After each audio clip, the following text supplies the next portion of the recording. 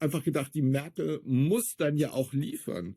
Und das Interessante ist, dass Merkel, obwohl sie aus dem protestantischen Pfarrhaus stammt, im Grunde genommen nichts gemacht hat. Und dass das dann gegen die Wand fährt, war zwangsläufig. Also Stefan hat gesagt, das wird genauso kommen. Ich habe gedacht, nein, Merkel, die wird es dann schon. Jetzt werden wir eine Liberalisierung, wir werden deutsches Arbeitsrecht, wir werden das Bildungssystem. Ich habe gedacht, die Migration ist eine Chance, das Update für die Gesellschaft und die Politik und das Land und die Volkswirtschaft zu machen, dringend notwendig. Ja. Und nichts davon ist passiert so. Ja. Und mit der Migrationskrise begann die umfassende Herrschaft der Moral. Ja. Als Diskurswächter. Und darum geht ja mein Buch, da erzähle ich ja auch die Nachkriegsgeschichte nochmal neu, wie insbesondere die Verlogenheit der politischen Linke die Moral als Herrschafts-, Macht- und Unterdrückungsinstrument etabliert hat. Dann kam die Klimadiskussion. Die ist rückblickend noch verrückter als die Flüchtlingsdiskussion. Rückblickend, was da in Talkshows verzapft wurde, beispielloser Unsinn. Ja. Und für jede klimaklebende bourgeoise Bonzenkind-Aktivistin wurden dann noch 2 grünen Politiker, 3 NGOler und so weiter. Also es war einfach so ein Closed Shop. Und da flog ich dann eigentlich auch raus. Und der letzte Punkt war Corona. Und für mich, Corona hat mich eigentlich radikalisiert.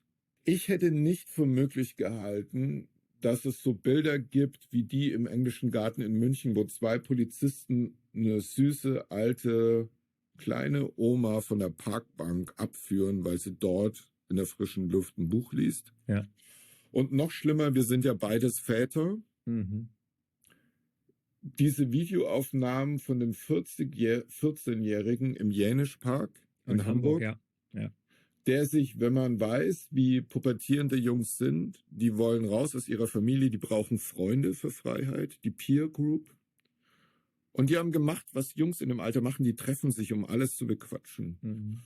Und die Polizei jagt mit einer blank geputzten E-Klasse diesen 14-Jährigen, der sich dieser Kontrolle oder was auch immer entzieht, warum auch immer, hatte vielleicht Angst, im Jänischpark. Das ist bürgerlichstes Hamburg. Ja. Und ich habe mir diese Videoaufnahmen 100-mal angeguckt und wäre der Junge gestolpert. Diese E-Klasse, 1,7 Tonnen, wäre nicht zum Stehen. Die hätten den Jungen überrollt. Mhm. Und rückblickend, alles daran war falsch. Nichts war vernünftiger, als an die frische Luft zu gehen. Und dieses Terrorregime, das dort auch von Wissenschaftlern, Ethikratsvorsitzenden und so in dieser neuen moralischen Jakobiner-Elite über das Land gestreut wurde, das hat eigentlich für mich das Zutrauen in die liberale Zivilisiertheit der Bundesrepublik schwer erschüttert. Und das sind für mich die 3 Stufen, dass ich dann miterlebt hat, was es mit Kindern macht, wenn die nicht in die Schule können, wenn sie sozial praktisch zwangsisoliert werden und wie dann Stimmen wie die von diesem fantastischen Chefarzt der Jugendpsychiatrie in Leipzig, der gesagt hat, wir zerstören hier gerade eine ganze Generation und wie dann die Böhmermanns und auch die Klimaaktivistinnen, nachdem ihr Klimageschäftsmodell gerade so wegbrach, dann gesagt, Boosterimpfung, Lockdown jetzt, schärferer Lockdown, härterer Lockdown und die Talkshow-ModeratorInnen, wie es so schön heißt, immer noch härter und noch gnadenloser und so weiter. Und eine schöne Sache war dann, irgendein ARD-Magazin hat mich dann so interviewt, weil warum reden Sie noch über Freiheit? Und dann war der Schnitt, eine heulende Mutter in der Intensivstation bei ihrem intubierten Kind, Klammer auf, Klammer zu, 1 in a billion. Ja. Die meisten sind die alten, übergewichtigen, ungesunden, schwachen, eher hat's erwischt. Und dann Schnitt, aber es gibt immer noch Leute, die reden von Freiheit. Schnitt, ich so im Axel Springer Neubau in so einem Le Corbusier Stuhl. Und dann sage ich, ja klar, Freiheit, Grundgesetz, das Allerwichtigste. Freiheit steht über allem. Und Freiheit heißt auch, dass man für die Freiheit im Zweifel Dinge ins Risiko stellen muss. Skandal. Ja. Hätte man gesagt, wir nehmen das ernst, dann hätte man einfach gesagt, pass auf, ganz einfache Spielregeln. Wenn ihr hier sein wollt, sofort arbeiten und Kinder sofort in die Schule und sofort Tag und Nacht die Sprache lernen. Das sind unsere 3 Anforderungen. Wer sich nicht an die Spielregeln hält, tschüss. Wer nicht arbeiten will, tschüss.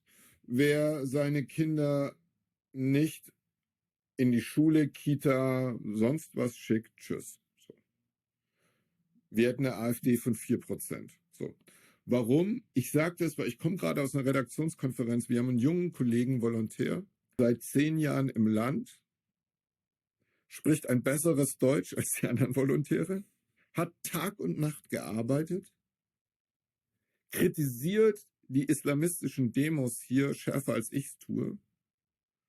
Und von diesem Typus habe ich Hunderte, die das Buch gelesen und gesagt, danke Ulf, die Ramadan feiern, aber sich den Arsch abarbeiten, die für ihre Kinder sich den Arsch abarbeiten, die hassen die Islamisten, die sind vor denen geflohen, die hassen das reaktionäre Frauenbild, die hassen deren Antisemitismus, die hassen all das viel mehr als wir, weil sie daraus kommen und wissen, was es mit ihnen gemacht hat.